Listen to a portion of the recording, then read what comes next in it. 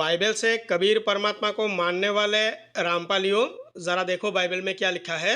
यह है बाइबल की पुस्तक व्यवस्था विवरण और उसकी अध्याय है 12। जो देश तुम्हारे पूर्वजों को परमेश्वर यहोवा ने तुम्हें अधिकार में लेने के लिए दिया है, उसमें जब तक तुम भूमि पर जीवित रहो तब तक इन विधियों और नियमों को मानने में चौकसी करना। अब ये कौन सा नियम है?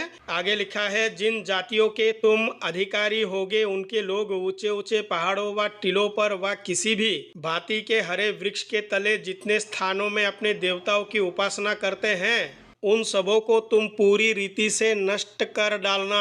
एक जगह को अपने अधिकार में लेने के बाद वो जिस तरह से अपनी देवताओं की उपासना पूजा करते थे, उनको पूरी रीति से नष्ट कर डालना।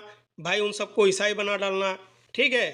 और रामपाल और रामपालियों ने यहाँ से कबीर परमात्मा को मान लिया। और आगे देखिए आयत 3 में, उनकी बेदियों को ढा देना, उनकी लठों को तोड़ डालना, उनकी अशूर नाम मूर्तियों को आग में जला देना और उनके देवताओं की खुदी हुई मूर्ति को काट कर गिरा देना कि उस देश में से उनके नाम तक मिट जाए। एक स्थान को कब्जा करने के बाद भाई उनकी जितने भी पूजा पद्धति जो भी नियम थे उनको पूरी रीति से नष्ट करने के बाद उनके इजराइल देश के जो गॉड यहोवा है उनका जो विधि विधान है उनके ऊपर लागू कर देना। तो सेठ रामपाल जी का जो उद्देश्य है ना वो कुछ और है भाई, कबीर परमात्मा का उद्देश्य नहीं है इनका। तो दुनिया को दो हिस्सों में बांटने वाले और दुनिया में ऐसे भेदभाव उत्पन्न करने वाले, भाई वो परमेश्वर कहाँ से हो जाएगा? क्या परमेश्वर ऐसा करता है? इसीलिए मैं कहता हूँ कि हिब्रू भाषा के पुस्तक में परमेश्वर शब्द है ही नहीं, ये तो हिंदी में लिखा गया। ये देखिए कबीर परमात्मा क्या कहता है। यह है बाइबल की पुस्तक व्यवस्था विवरण और उसके अध्याय है 7। फिर जब तेरा परमेश्वर यहोवा तुझे उस देश में जिसके अधिकारी होने को तू जाने पर है पहुँचाए और तेरे सामने से हित्ती, गिरगेशी, एमोरी, कनानी, फरीजी, हिब्बी और युबूसी नाम बहुत सी जातियों को अर्थात तुझसे बरी और सामर्थी सातों जातियों को निकाल दे।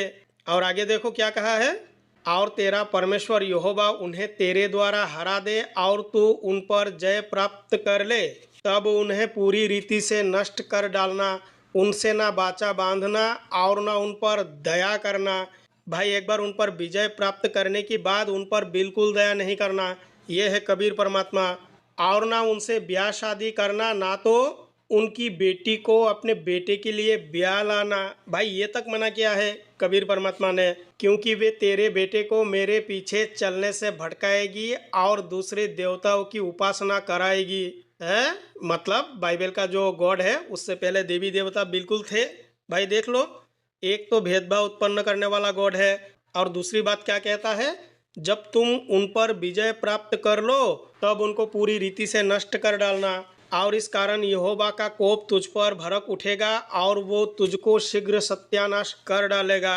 भाई यहोवा जो गॉड है ना वो धमकी भी देता है, उन लोगों से ऐसा बर्ताव करना कि उनकी बेदियों को ढा देना। देखिए दोबारा लिखा हुआ है भाई, उनकी लठों को तोड़ डालना, उनकी अशूर नाम मूर्तियों को काट काट कर गिरा देना और उनकी खुदी हुई मूर्तियों को आग में जला देना।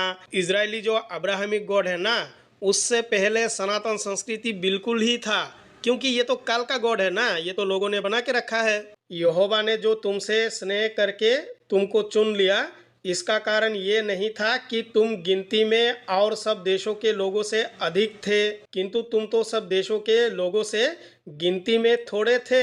भाई ये इकट्ठा हुए कुछ लोगों का गॉड है, ठीक है, ये परमात्मा नहीं है और ना ये ऑलमाइटी परमेश्वर है, बिल्कुल नहीं है। परंतु आज के समय रामपाल के चेले को अगर देखिएगा तो यही कहते हैं कि यीशु मसीह को परमेश्वर मिला था, और वो परमेश्वर कौन था? उनका कबीर परमात्मा।